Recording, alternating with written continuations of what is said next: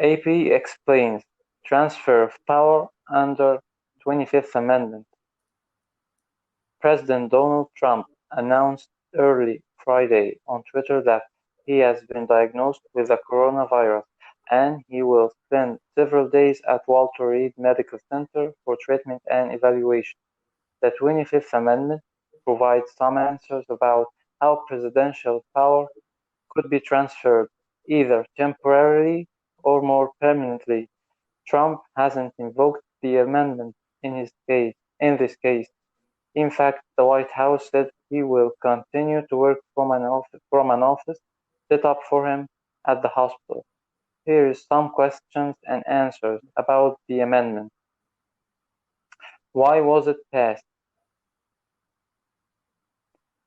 The push for an amendment detailing succession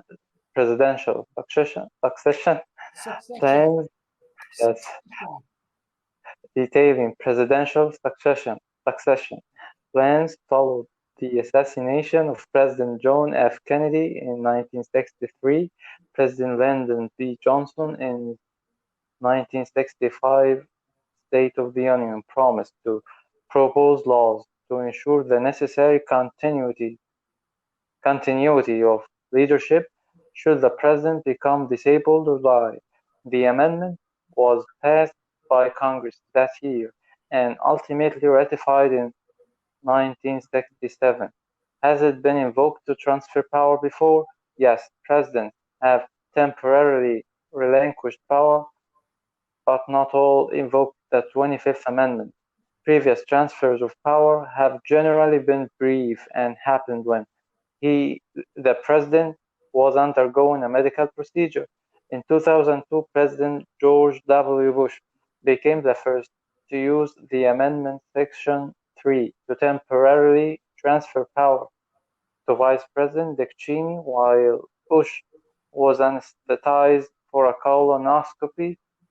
Bush temporarily transferred power in 2007 to undergo another colonoscopy.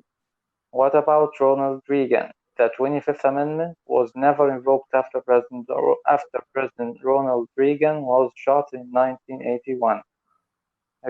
Reagan did temporarily transfer power to Vice President George H. W. Bush while undergoing surgery to remove a polyp from his colon in 1985. But he said at the time he wasn't formally invoking the 25th Amendment. While he said he was mindful of it, he didn't believe that the drafters of this amendment intended its application to situations such as the instant one. Bush was acting president for 8 hours, according to a book on the amendment by John D. Freerick. How does it work? To temporarily transfer power to the Vice President, a President sends a letter to the Speaker of the House of Representatives and President pro tempore of the Senate that he is unable to discharge the powers and duties of his office. The Vice President then becomes acting President.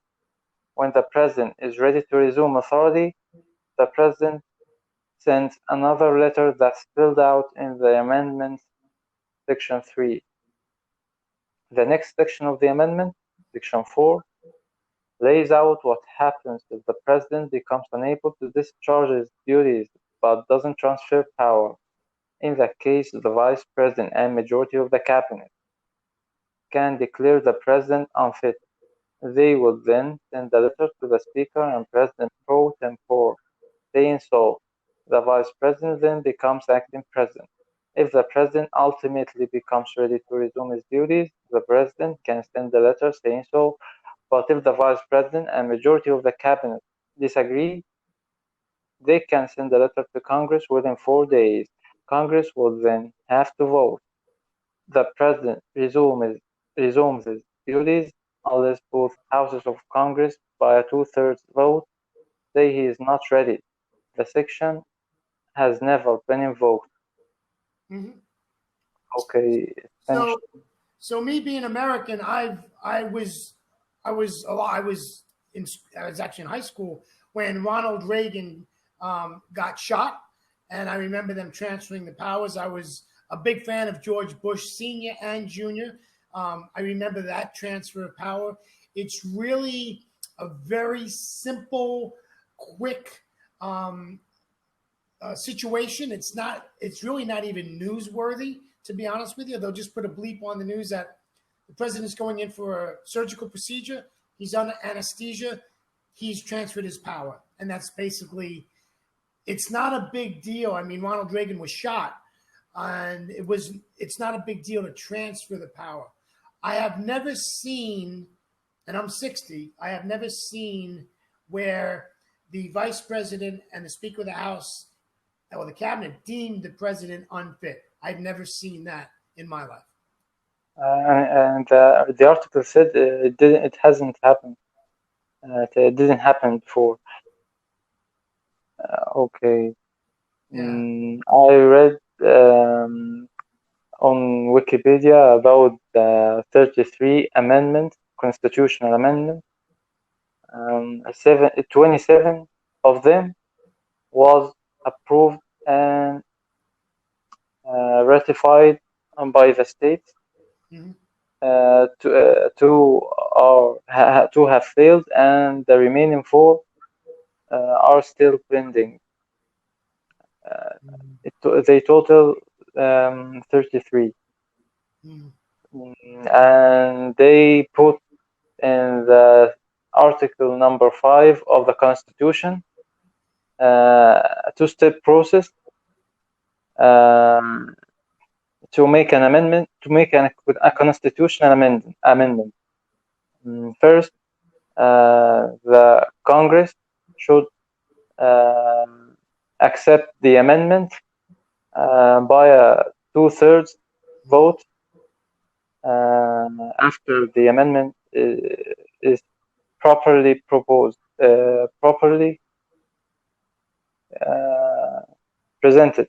Then they will send the amendment to the states and to the Senate. They send it to the Senate, not the state. The Senate and the House of Representatives, Right. both of them should approve the amendment by 2/3 vote. Then the Congress sends the amendment to each state, and in order to be put into operation,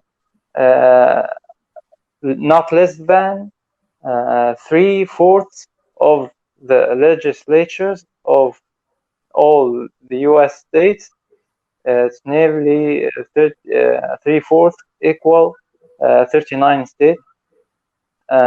They should approve the amendment in order to be operative.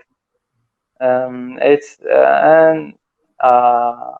read that it's a process, two-step process that aims to strike a balance between avoiding or between the excesses of constant change in the Constitution and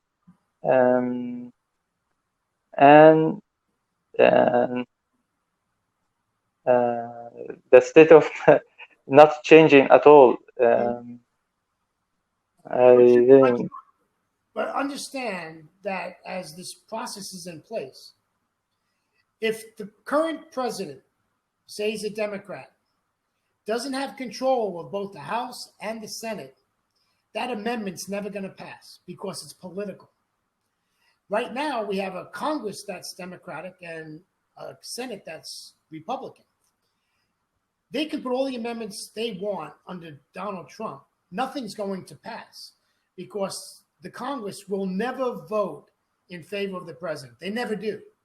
They just never do. So I don't remember. I'm trying to think back what amendment went through this process and made it, but I don't remember, to be honest with you. I mean, I lived in Florida for a long time, and I remember state amendments, but I don't remember national amendments. But if the president doesn't have majority in both houses, it's never gonna go. It just gets it's political. It's so political. Yeah, that's why it's only 27 amendments across all the American history that Yeah. have been put into operation. Mm, uh, So speaking of Trump, who do you think's speaking, gonna who do you think's gonna win the election? yes, I think Biden maybe is gonna win, but he needs to win by a large enough margin to be actually inaugurated in January. Yeah, and Otherwise, um, Trump will contest the result. either And way, unless it's a landslide, either way, it's gonna get contested. If this is a win by one state or two states, we won't know who the president is till December. If it's 6 states and it's a landslide, it won't be contested. But I'm telling you, both sides. If it's one state or two states that's making that decision, we won't know till December. This will go all the way to the Supreme Court because they're going to fight the mail-in ballots. They're going to fight voter fraud. They're going to fight that the Democrats did this and the Republicans did that. It's going to be a mess. It's going to be an absolute mess. I hope yes, I hope for the best. And we spoke about this. I'm a Trumpy guy. I really hope he gets reelected. In history, it's not normal that in a crisis that a new president gets elected. Um, it's not likely. Most of the time, the incumbent gets elected in a crisis, and the country's in a crisis. Changing power in a crisis just doesn't happen in America. In history, if you look at history, um, they don't change in a crisis, and this is a crisis. So we'll see. We'll see. If Biden wins, man, I'm so glad I live in Thailand. I think Trump is not intending to give up power, and that's Oh no, why he his is determined. his ego is as big as the sun. His ego, Donald Trump, his ego won't get. But I said this to another student. The biggest thing I like about Donald Trump, he makes decisions. Whether they're correct or they're not correct is not the point. But he makes decisions. All the other presidents take some months and weeks and years to make a decision. Donald Trump, tell you right now, no, yes, no. That's the good thing about Donald Trump. He is determined to stay in office, and that's why I think he is determined to fill the vacancy in the Supreme Court before the election. Oh yeah, that's So, gonna happen. so, can, Oh, that's so gonna. he can contest the election result. They got to be careful with that. But I don't think that's going to weigh one way or another because the head of the Supreme Court, what's his name? Anyhow, he's starting not to like Trump, so he doesn't have a majority on the Supreme Court, even if he gets this nominee, and he will. But he has to and the Congress has nothing to do with it. That's why she's gonna get on there.